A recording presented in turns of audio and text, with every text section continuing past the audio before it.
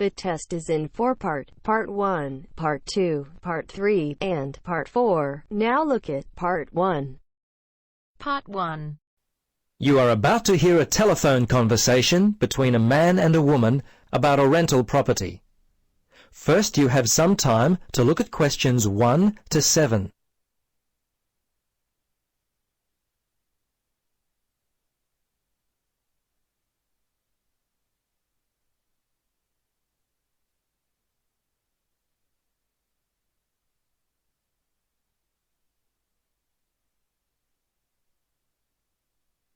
Now, listen carefully and answer questions 1 to 7.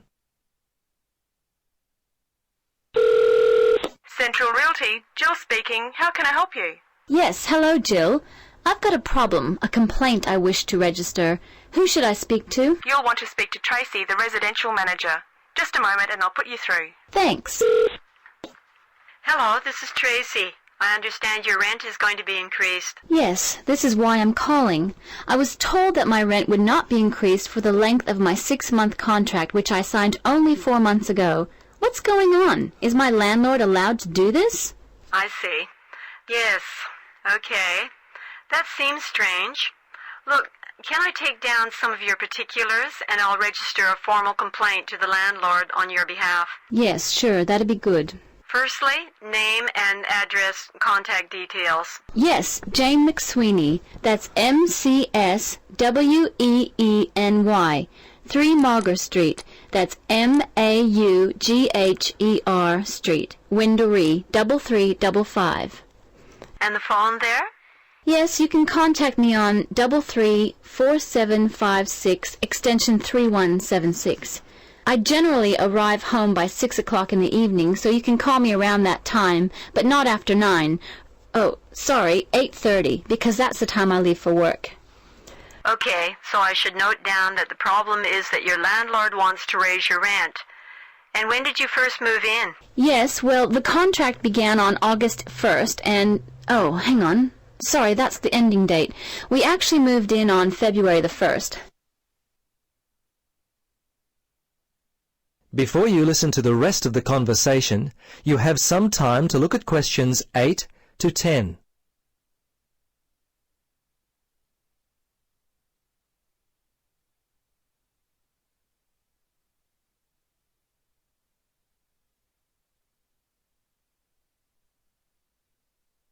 Now, listen carefully and answer questions 8 to 10. Okay, good. Now, if need be, you will have to send a letter to the Rental Tenancy Board. But as I said, first let us approach your landlord on your behalf and see if we can work out the problem before it gets to that situation. I'd be very surprised if you have to send a letter. 95% of these kinds of problems get solved early on. Okay. Now, if you have any problems you need to discuss, feel free to come in and talk with the general manager. In the meantime, if you would just wait until we receive an answer from your landlord, we'll be able to then plan our next step. Is there anything else I could be doing? Well, you could write a letter to the RTB listing all the events as they happened from your point of view. But as I say, hold on to it. Don't send it unless we have to. Well, that's about it for now. Thanks for your call. I'm sure we can sort this out. Thanks very much for your help. I hope we can sort it out too. Bye for now. Yes, bye. That is the end of Part 1. You now have half a minute to check your answers.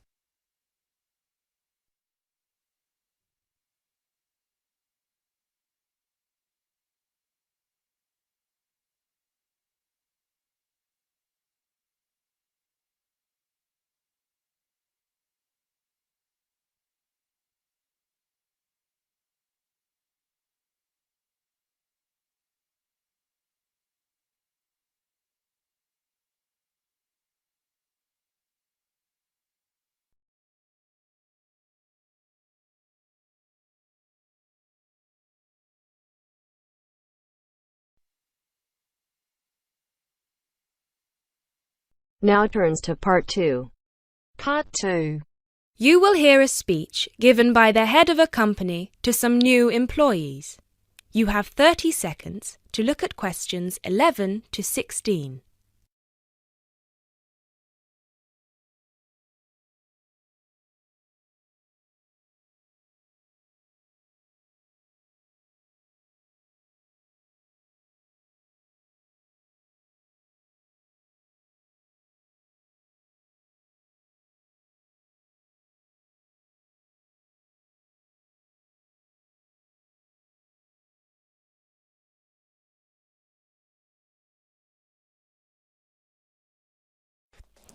First of all, a warm welcome to Barker's Country Safaris. We're delighted to have you all on board for this season.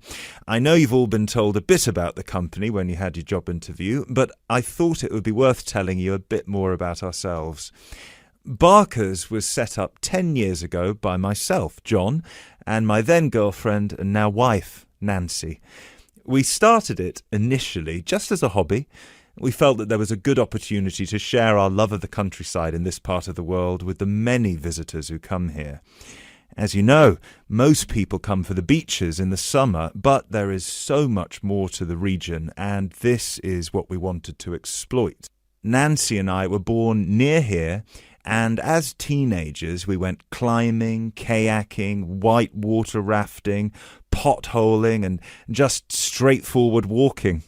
This district is in our blood, and we love it. While we were still at university, we started taking small groups of visitors out into the national park in Nancy's brother's old Land Rover. We'd drive them around the back lanes and into the forest. We'd also organise rock climbing tours for friends of friends. Then, each year, without us having to advertise, people came back to us to ask for more excursions and trips. So, 5 years ago, we gave up our other jobs to focus full-time on Barker's Country Safaris.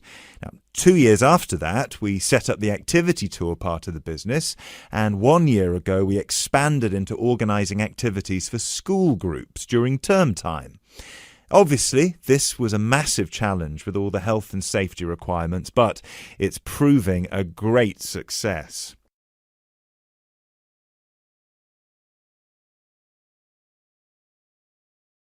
You now have 30 seconds to look at questions 17 to 20.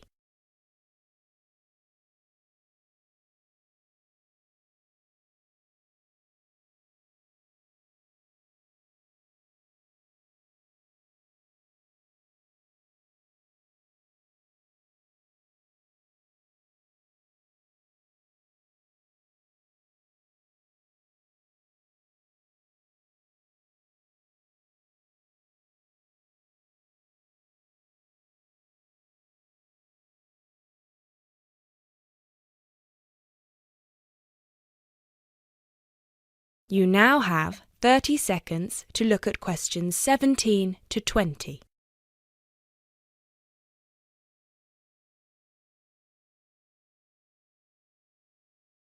Anyway, we'll certainly not be dealing with school parties during the summer holidays. Our clients for the next 3 months are mostly family parties or groups of friends, and I'd like to talk a bit now about the tours we offer and what your responsibilities will be. Our most popular excursion is the Woodland Tour and Trail. Now, often this is sold out and we have all of our 10 jeeps in convoy with 8 people in each jeep. It's a lot of fun. These tours really offer a taster of what we can provide. So as both driver and guide, it is important that you do a good job here so they come back for the bigger tours. I will talk about the commission package later. As the summer days are so long, we have 3 tours each day, but you will not be expected to work on more than 2 of them. Morning tours start at 8 a.m. and go to midday. Afternoon tours are from 2 p.m. to 6 p.m. and then evening ones 7 p.m. to 11 p.m. All the tours follow the same route and you should have made yourselves familiar with all the key information. This was provided to you in the information pack you were sent when you accepted the job offer. This is important, so if you haven't had time yet, please do so now. Our second most popular tour is the Family Exclusive. Now, this tour is for the whole day and for only one group. Usually it is just one jeep, but sometimes there are two if the party is large. These tours go from 10 a.m. till 5 p.m. and include lunch at the Brown Bear in Lower Middleton. We have a number of different routes for these tours as we don't want our premium clients being made to feel that they are part of a large package deal. You will be told which route to take with your weekly schedule. Now, I'd like to move on to these specialty tour packages. These are the ones that we're keen to book people on once they've done the woodland tour and trail trip.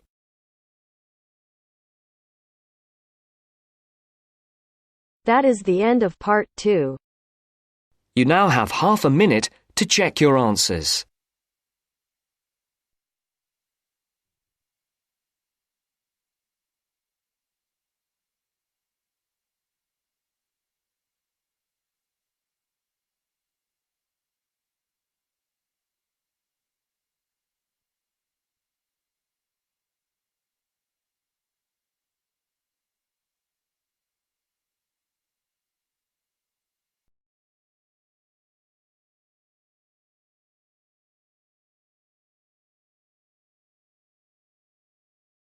Now turns to part 3.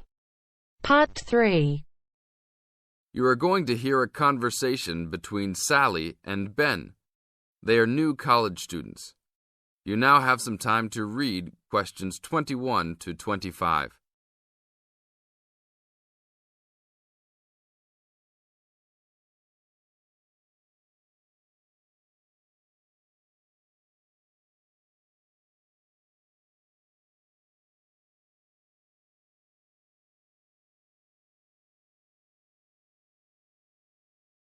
Now, listen to the first part of the conversation and answer questions 21 to 25.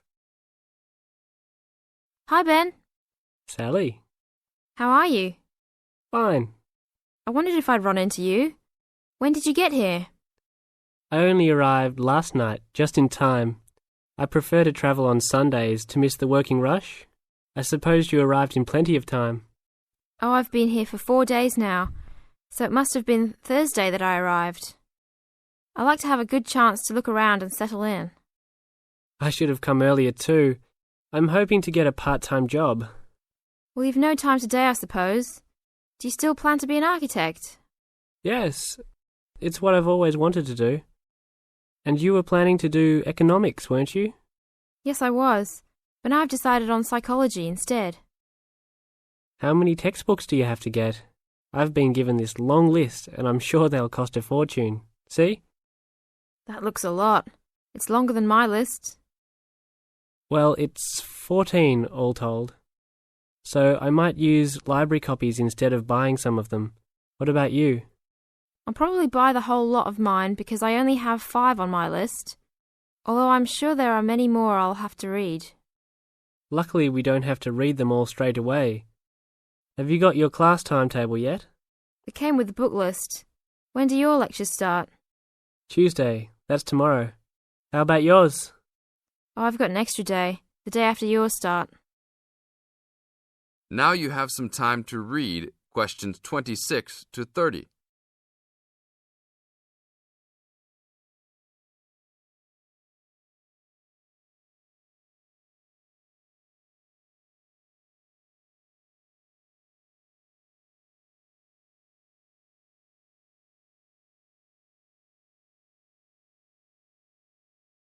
As the conversation continues, they are talking about their new college life. Listen carefully and answer questions 26 to 30. It's nothing like school, is it? Not so far, and the lectures will certainly be different. Do you have any special approach for keeping up with lectures and the amount we have to read? Well, I usually try to read every word in a book, in case I miss something important. So I suppose I'll try to write down every word of the lecture if I can. Oh, I couldn't do that. I'd get cramp in my fingers, and I wouldn't really hear what was being said. I usually skim a book when I read, and underline key parts, so I guess I'll try to make notes on the main points of the lecture. Have you thought of using a cassette recorder? You mean to record the lecture? Yep. Then you could make really good notes. Is it allowed? I think so. It must be. Plenty of people seem to do it. It has to be better than trying to write every word as you listen. Anyway, what's your first lecture about? Oh, it's on the Industrial Revolution. The Industrial Revolution? Sounds boring to me. Not really. It made a big difference to everything, including architecture eventually. So what's your first lecture about? It's about what separates humans from other animals. Okay. Look, I was on my way to the library to check out some of these books on my list. I have a tutorial paper to give in a couple of weeks. Oh, what's the topic? Well, I think our lecturer must have trouble thinking up topics. The topic is, why study architecture? I don't know. It could give you a chance to set out what you want to do. I guess so. Have you been given any tutorials to do yet? Yes. Mine is called Needs for Sleep. Sounds almost as interesting as mine. That is the end of part 3. You now have half a minute to check your answers.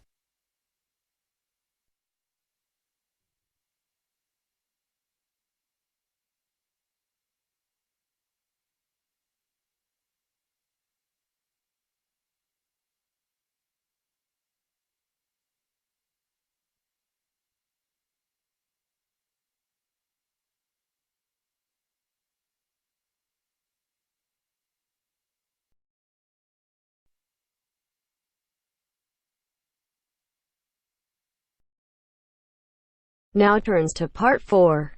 Part 4. You will hear a lecturer talking about dust storms. First, you have some time to look at questions 31 to 36.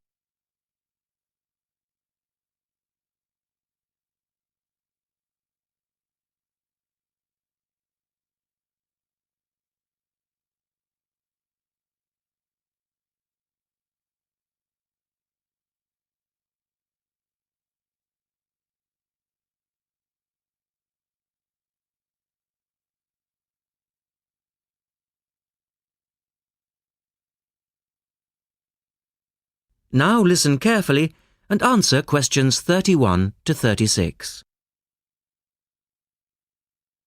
In the last lecture, we looked at the adverse effects of desert dust on global climate. Today, we're going to examine more closely what causes dust storms and what other effects they can have. As you know, dust storms have always been a feature of desert climates, but what we want to focus on today is the extent to which human activity is causing them.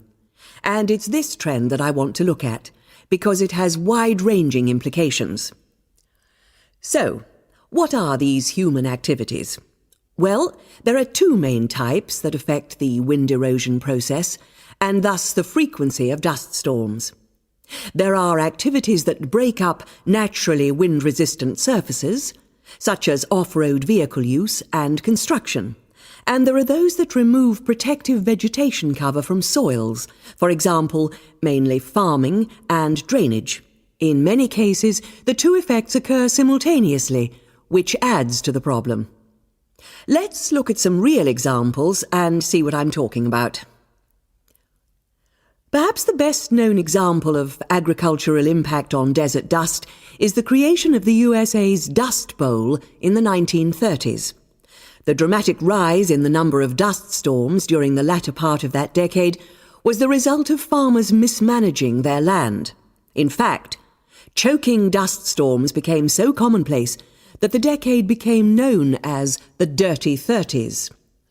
Researchers observed a similar but more prolonged increase in dustiness in West Africa between the 1960s and the 1980s, when the frequency of the storms rose to 80 a year, and the dust was so thick that visibility was reduced to 1,000 meters. This was a hazard to pilots and road users. In places like Arizona, the most dangerous dust clouds are those generated by dry thunderstorms. Here, this type of storm is so common that the problem inspired officials to develop an alert system to warn people of oncoming thunderstorms. When this dust is deposited, It causes all sorts of problems for machine operators. It can penetrate the smallest nooks and crannies and play havoc with the way things operate because most of the dust is made up of quartz, which is very hard. Another example. The concentration of dust originating from the Sahara has risen steadily since the mid-1960s. This increase in wind erosion has coincided with a prolonged drought, which has gripped the Sahara's southern fringe. Drought is commonly associated with an increase in dust-raising activity, but it's actually caused by low rainfall, which results in vegetation dying off. In the second part, the speaker talks about the drying up of the Aral Sea.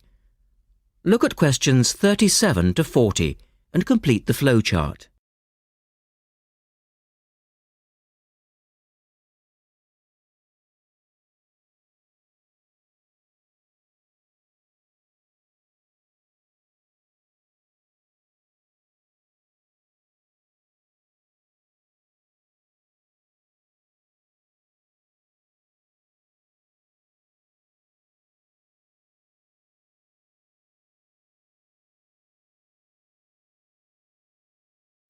One of the foremost examples of modern human-induced environmental degradation is the drying up of the Aral Sea in Central Asia.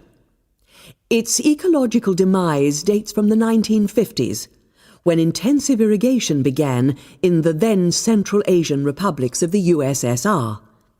This produced a dramatic decline in the volume of water entering the sea from its two major tributaries. In 1960, the Aral Sea was the fourth largest lake in the world, but since that time it has lost 2/3 of its volume. Its surface area has halved, and its water level has dropped by more than 216 metres. A knock-on effect of this ecological disaster has been the release of significant new sources of wind-blown material as the water level has dropped. And the problems don't stop there. The salinity of the lake has increased so that it is now virtually the same as seawater. This means that the material that is blown from the dry bed of the Aral Sea is highly saline. Scientists believe it is adversely affecting crops around the sea because salts are toxic to plants. This shows that dust storms have numerous consequences beyond their effects on climate, both for the workings of environmental systems and for people living in drylands. That is the end of part 4. You now have half a minute to check your answers.